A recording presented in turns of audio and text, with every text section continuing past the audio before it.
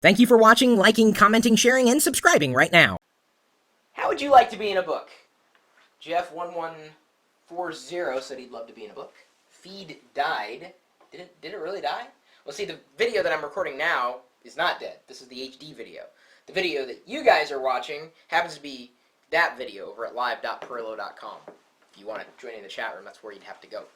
This video is about technology, specifically a book about technology being written by my cousin, Dr. Adrian Lamberti. That's right, I have a doctor in my family, not one who could repair me if I was broken or sick, but likely diagram sentences that I would write to her, given that she happens to know a lot about the English language. She needs your help. Actually, she asked for my help, and I asked if I could pass this along to the community, and she said, yeah, go for it. So that's exactly what I'm going to do. She says, I have a question for you about technological history. Okay, pay attention, because you may be inadvertently a contributor to this book if you come up with some answers here in the comments thread. A colleague and I are proposing a book that looks at watershed moments in contemporary communications technology.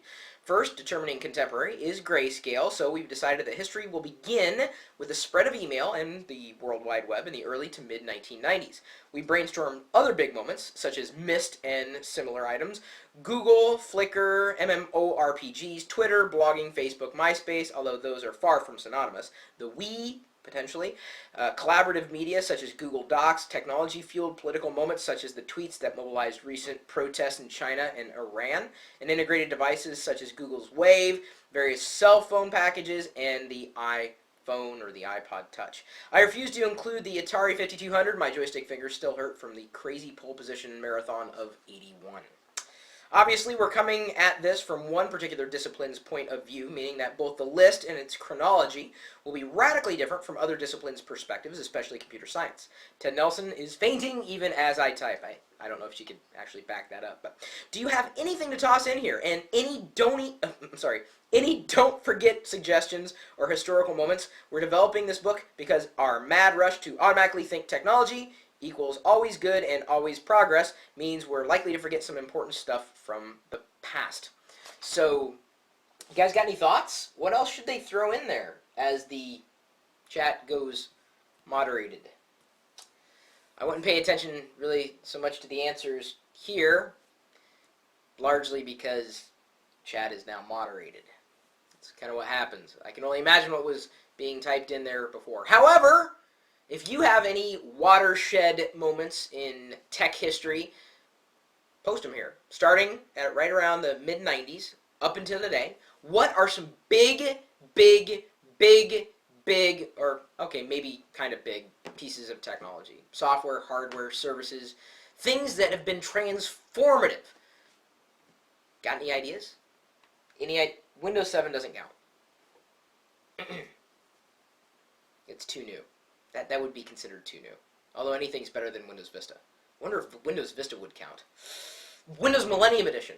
I definitely throw that in there. Doesn't have to be a good thing, and Windows Vista and Windows Millennium Edition were most certainly not good things. Leave a comment, potentially even a video response. Certainly credit would be given where credit happened to be due if you come up with an idea of what else could go in this book. Put on your thinking caps, if you have a thinking cap. Does anybody have any thinking caps out there? No? That wasn't really invented. It's just a cap.